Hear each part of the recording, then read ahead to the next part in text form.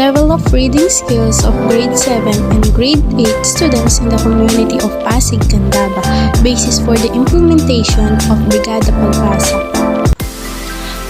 This video presentation has a content of Chapter 3, Presentation, Analysis, and Interpretation of Data, and Chapter 4, the Summary of Findings, Conclusions, and Recommendations.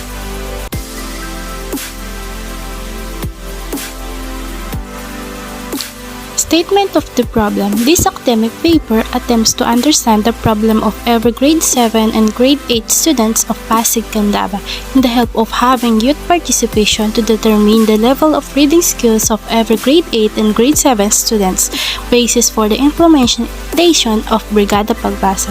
Most of the young students of Candaba struggling with reading comprehension, and this can put a serious strain on a child throughout of all subjects. Specialists this seeks to answer the following questions. First, what will be the experience of every grade 7 and grade 8 students of having poor reading comprehension? 2. What is the effect of having Brigada Pagbasa youth participation in every grade 7 and 8 students of Candaba? Third, why there are a lot of children having a problem when it comes in reading? How the demographic profile of the respondents be described in terms of age, grade level? How can reading skills of the respondents be prescribed in terms of reading speeds, vocabulary and fluency, reading comprehension, and last, based on the result, what intervention program may be proposed by the researcher.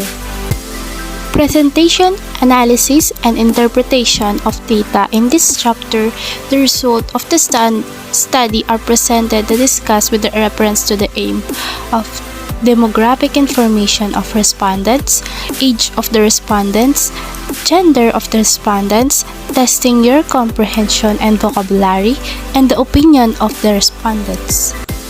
Table 1.A reveals that the majority of the respondents in the middle income with a 56.3% and 48.8% of them are in a low income status. This economic status tend to know why they're having poor reading comprehension, because sometimes the decrease in adult income makes it more difficult for parents to cover direct educational expenditure such as tuition, fees, books, supplies, uniforms, and private tutoring. Table 1.B shows that the majority of the respondents has an age of 40% of 13 years old and 40% of 14 years old and 2% of 16 years old and 1% of 18 years old. Researchers include this because age might affect the reading skills, and late adulthood is connected with changes in communication capacity crucial for reading and languages comprehension, which are typically diminishing. Table 1.C illustrates the gender of the respondents. Data shows that the female respondents with the 56% and 43% of male has answered his form. This implies that female respondents constitute most of the respondents. Table 2, testing your comprehension and vocabulary, shows that most of the respondents' answers is the Emily has 3 animals in total, with a 37.5% and 25% for none of these. 12.5% for Emily has more cats and dogs, and all of Emily's pets has spots. This shows that most of the respondents got the wrong answer. Table 2.B shows that most of the respondents' answers for the question of the clown pulled silly face to make the children laugh. The word silly in the sentence means, with the 62.5 answered funny and 18.8 choose the tricky, and the rest has an 6.3% choose the bad and scare. This shows that most of all the respondents got the right choice. A vocabulary of truth and simplicity will be of service throughout your life, by Winston Churchill. Question 3 shows that the most of the respondents' choices is the basic, that has an 37.5% responded so choose this, and 31.3% to untouchable, 18.8% for actual and both edible, and none of this got an 6.3%. It has a result that most of the respondents got a wrong answer.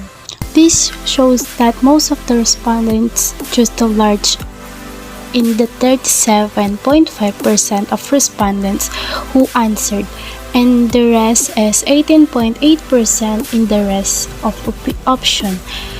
In conclusion, all of the respondents got the wrong answers, and a total of 18.8% got the right one, which is the Salin.